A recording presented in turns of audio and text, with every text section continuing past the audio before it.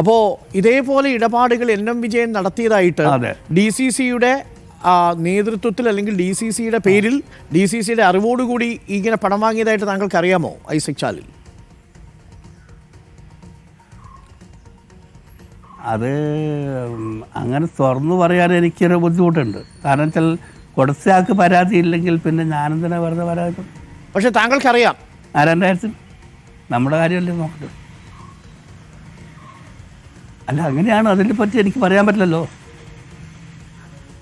അതായത് താങ്കൾ പറയുന്നില്ലെങ്കിലും എനിക്ക് അറിയേണ്ടത് താങ്കൾക്ക് ഇത് അറിയാം. ഇതേപോലെ മറ്റുള്ള ആളുകളും പൈസ കൊടുത്തതായിട്ട് താങ്കൾക്ക് അറിയാമോ ഇല്ലയോ എന്ന് മാത്രമേ ഞാൻ ചോദിക്കുന്നുള്ളൂ. അത് ആര് കൊടുത്തു എന്നൊന്നും ഞാൻ ചോദിക്കുന്നില്ല.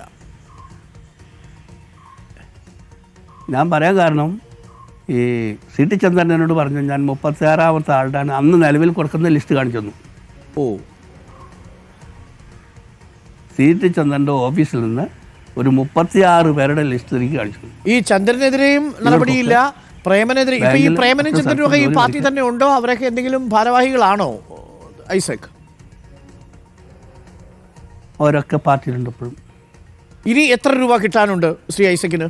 എൻ.എം. വിജയൻ വോയിസ് അടിച്ച് എനിക്ക് പിന്നെ 8,40,000 രൂപ കിട്ടാനുണ്ട്. ആ കൊടുത്ത പ്രകാരം എനിക്ക് കിട്ടാനുണ്ട്. ഈ എൻ.എം. വിജയനും മകനും ആത്മഹത്യ ചെയ്തത് ഈ സമ്മർദ്ദം കാരണമാകാമെന്നാണോ താങ്കളുടെ അഭിപ്രായം?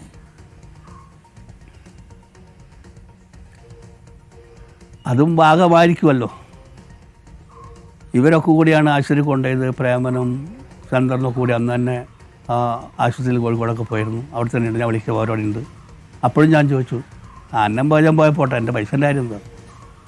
എനിക്ക് പറഞ്ഞ് നോക്കണമല്ലോ. അയാൾ കണ്ടവൻ്റെ പൈസ ഞങ്ങൾ തന്നെ പാവപ്പെട്ടവൻ്റെ പൈസ മേടിച്ചിട്ട് കൊടുക്കാൻ പറ്റാണ്ട് ഇങ്ങനെയൊക്കെ ചെയ്തിട്ടുണ്ടാവും നമ്മുടെ കാര്യത്തിന്. അപ്പോൾ അവർ പറഞ്ഞു അത് തീരുമാനമാക്കി തരാമെന്ന്. അന്നും പറഞ്ഞു, മരിച്ചതെന്നും പറഞ്ഞു, അല്ല വോയിസിനടിച്ച് അന്നും പറഞ്ഞു തീരുമാനമാക്കി തരാമെന്ന്. എൻ.എം. വിജയനും പറഞ്ഞു, അല്ല CT ചന്ദ്രനും പറഞ്ഞു. ഇത് എൻ്റെ ഒരു സംശയം കൊണ്ട് ചോദിച്ചാൽ ഞാനിത് അവസാനിപ്പിക്കാം. അതായത് DCCയിലെ നേതൃത്വത്തിന്റെ അറിവോടുകൂടിയാണ് ഈ തട്ടിപ്പ് നടന്നതെന്നാണോ താങ്കൾ കരുതുന്നത്?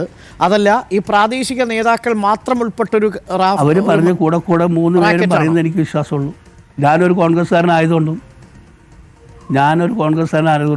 അവരെൻ്റെ കൂടെ ഈ 3 പേരും ട്രഷറർ, DCCയുടെ ട്രഷറർ പറയുന്നു, മണ്ഡലം പ്രസിഡന്റ് പറയുന്നു, ഞങ്ങളുടെ വാർഡ് മെമ്പർ പറയുന്നു, ഇത് മുഴുവൻ കോൺഗ്രസ്സിലല്ലാണ്ട് ഇവർ ഈ പാർട്ടിക്കാരും നടക്കാൻ പറ്റില്ല.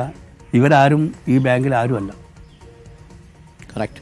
അതാണ് അതിലെ ഏറ്റവും പ്രധാനപ്പെട്ട കാര്യം. 36 പേരുടെ ലിസ്റ്റാണ് താങ്കളെ കാണിച്ചതെന്ന് പറയുമ്പോൾ തന്നെ അതൊരു കൃത്യമായിട്ട് നടക്കുന്ന ഒരു രീതി ആയിരിക്കുമല്ലോ. അതല്ലെങ്കിൽ അത്ര ആത്മവിശ്വാസത്തോടെ പറയണമെന്നില്ല. ഒരു കാര്യം കൂടി, ഈ വിഷയത്തിൽ ഇനിയിപ്പോൾ എന്ത് ചെയ്യാനാണ് അങ്ങയുടെ നീക്കം ഐസക്? ഇനി 8,40,000 തിരിച്ചു കിട്ടണം. ഈ പ്രേമനോ ചന്ദ്രനോ ആണെന്ന് തരേണ്ടത്. പാർട്ടി അതിന് ഉത്തരവാദിത്വം ഏറ്റെടുക്കത്തുമില്ല.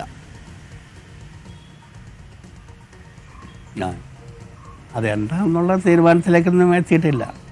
അങ്ങനെയൊക്കെ ആലോചിച്ചിട്ട് തീരുമാനം എടുക്കും. ഒന്നാമത്തെ രോഗാവസ്ഥയിലാണ്. കാല് വെരിക്കോസിൻ്റെ അസുഖമുണ്ട്. ഇപ്പോൾ തൈറോയിഡിൻ്റെ ഓപ്പറേഷൻ കഴിഞ്ഞിരിക്കുന്നു. ഹെർണിയൻ്റെ തൊട്ടൊരു ഓപ്പറേഷൻ കഴിഞ്ഞുള്ളൂ. ഈ മരിക്കുന്നതിന് തൊട്ട് മുമ്പ് എപ്പോഴെങ്കിലും ഈ ചന്ദ്രനുമായിട്ട് താങ്കൾ സംസാരിച്ചിരുന്നു? അപ്പോൾ ക്ഷമിക്കണം, ഈ വിജയനുമായിട്ട് താങ്കൾ സംസാരിച്ചിരുന്നു? വിജയൻ ഏകദേശം ഒരു 2-3 മാസത്തിന് ഉള്ളിൽ സംസാരിച്ച് പറഞ്ഞു, നിങ്ങൾക്ക് ജോലി തരും, എന്തായാലും തരും, ഞങ്ങൾ നിങ്ങളെ ഒഴിവാക്കൂല, എന്തായാലും തരും എന്നാണ്. ഒരുപക്ഷെ വിജയനും ഇതിൽ കബളിപ്പിക്കപ്പെട്ടിട്ടുണ്ടെന്ന് തോന്നുന്നുണ്ടോ ശ്രീ ഐസക്? എൻ്റെ വിജയമാണ് അത് ഞാൻ പറയില്ല. അത് അവരുടെ എന്താണ് നീക്കം എന്നുള്ളത് അറിയില്ല. അവരെന്ത് കളിച്ചിട്ടാണ് കണ്ടിട്ടാണ് ചെയ്യണതെന്ന് നമുക്ക് പുറത്തായിട്ട് പറയാൻ പറ്റില്ല.